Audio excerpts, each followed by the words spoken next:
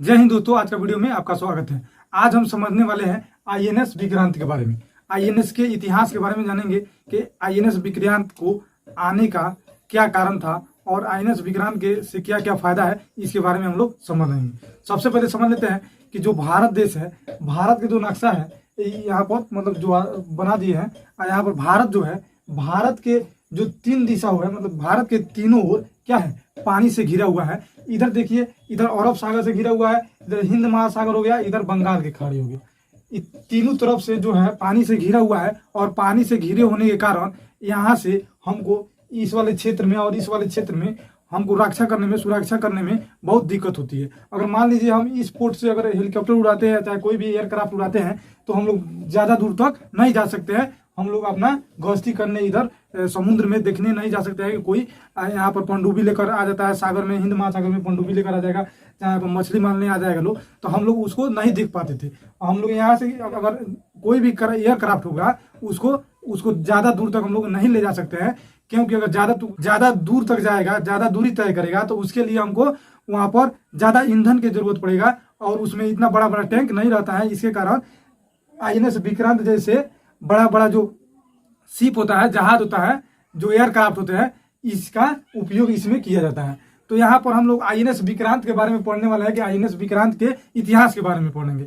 INS Vikrant जो है, ये आईएनएस विक्रांत 2, यानी इससे पहले भी एक आईएनएस विक्रांत था जिसको हम लोग खरीदे। इससे पहले जो है 1997 ईस्वी में ब्रिटेन से हम लोग क्या खरीदते थे, आईएनएस विक्रांत, और उसको हम लोग 1961 ईस्वी में अपना नौसेना में, भारतीय नौसेना में उसको क्या किया गया था, शामिल कर दिया गया था। और उसके बाद से लगातार काम किया। और उसके बाद जब हमारे भारत और पाकिस्तान में जब लड़ाई हुई 1971 में ये जो आईएनएस विक्रांत का बहुत बड़ा योगदान था। यहाँ पर जो है पश्चिम, मतलब पहले पूर्वी पाकिस्तान यहाँ पर आ करता था, इस वक्त जो बांग्लादेश हो गया है, वहाँ पर जो है आईएनएस विक्रांत का बहुत बड़ा प्रदर्शन हुआ था और वहाँ पर सभी लोगों को तबाह कर दिया था। इतना मिसाइल गिराया था, एयरक्राफ्ट उड़ कर जाता था, वहां पर बहुत तबाही हुआ था और इसका बहुत ज्यादा भूमिका हुआ करता था आईएनएस विक्रांत 1971 की लड़ाई में, जो पाकिस्तानियों को बहुत अच्छा तरह से सबक सिखाया। उसके बाद क्या हुआ, 1997 ईस्वी में ये जो आईएनएस विक्रांत है,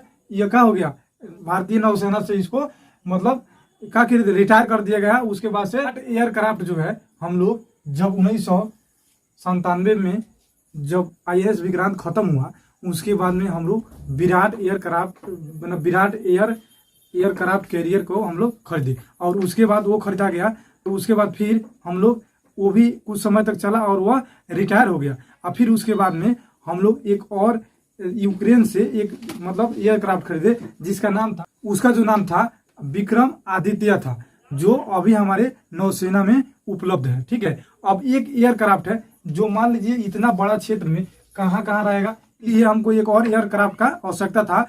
और यह एयरक्राफ्ट जो बना, ये मूल रूप से भारत में ही बना। भारत के ही जो स्टील कंपनी है या प्राइवेट कंपनी है, उन्होंने मिलकर इस कंपनी को मतलब लमसम 80% जो इसका जो मैन्युफैक्चरिंग था, यानी बनाने के जितने भी काम था, वो भारत में ही हुआ है। और भारत की बड़ी बड़ी कंपनी, प्राइवेट और सरकारी, दोनों मिलकर ही ये आईएनएस विक्रांत के बनाया गया है। मान लीजिए ये जो चंद्रयान 1 था, जो पहले था, जो इसको रिटायर कर दिया गया, उसी को उससे नकल नहीं, उसी के जैसा और उससे ज्यादा डेवलप करके उसमें और बहुत सारा फीचर अलग अलग लगाकर आईएनएस विक्रांत बना है। ये आईएनएस विक्रांत 2 के नाम से नहीं जानते हैं, मगर आईएनएस दूसरा बना है ये, जो मान लीजिए जैसे चंद्रयान 1 और चंद्रयान 2 भी भेजा गया था, उसी प्रकार विक्रांत 1 हुआ था जो रिटायर हो गया है, और विक्रांत ये आईएनएस विक्रांत जो ये दूसरा बना है। 2 सितंबर को प्रधानमंत्री केरला में जाकर उसका नौसेना में क्या किया है, आईएनएस विक्रांत को शामिल कर दिए हैं, जो केरला के कोची में इसको बहुत भव्य आयोजन करके उसमें क्या किया गया है, उसको भारतीय नौसेना में इसको दे दिया गया है। बहुत सारा ट्रायल होने के बाद इसको जो आईएनएस विक्रांत है, उसको भारतीय नौसेना में रख लिया गया है। ठीक है, अब हम विक्रांत आदित्य था, एक ही था, एक जो था चारों ओर कवर नहीं कर सकता है, इसलिए हमको दूसरा आवश्यकता था।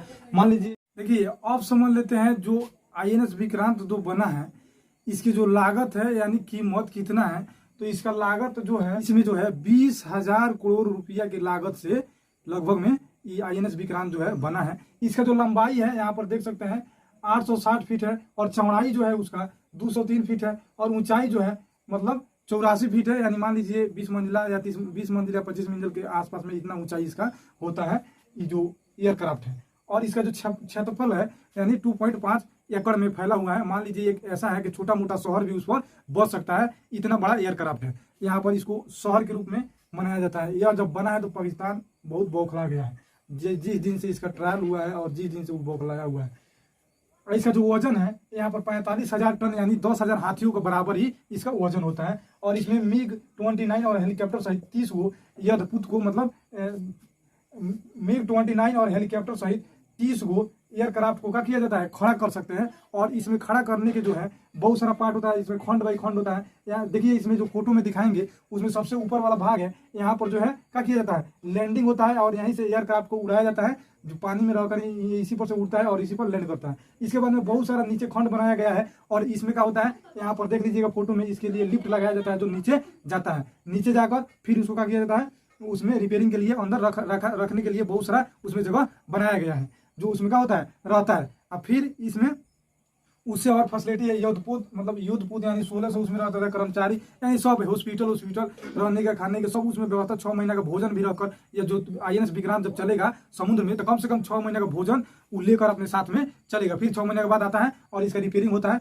और फिर 6 महीने रिपेयरिंग हो जाएगा तो फिर जाएगा तो फिर 6 महीने के बाद इसमें आएगा। इतना बड़ा है कि उस पर एक हॉस्पिटल बना होता है। मान लीजिए इमरजेंसी में किसी को कुछ हो गया तो उसके लिए बेड वोड सब उपलब्ध कराया जाता है। और यहाँ पर बहुत बड़ा मतलब है, मान लीजिए एक छोटा सा शहर के रूप में इसको बनाया गया है। इसी को नजर देखते हुए यहाँ पर अब हम समझ लेते हैं कि भारत जो है, एक तो हो गया विक्रांत आदित्य, एगो इस वाला कब्जा करके इधर क्षेत्र में घूमेगा और ये वो है INS विक्रांत, दोनों है। अब हमारा जो है जल वाला भाग है, यानी जो यहाँ से यहाँ तक जो जल था इधर वाला जो सीमा है हमारा अच्छी तरह से सुरक्षित हो गया। यहाँ पर अब कोई भी पनडुब्बी या मछली मारने या कोई भी दूसरा देश के यहाँ पर नहीं आ सकता है। अब अच्छी तरह से इधर से हमारा सुरक्षा का हो गया, बन गया और इधर से हम लोग को कोई टेंशन नहीं है। अब चारों ओर से हम लोग सिक्योर हो गए।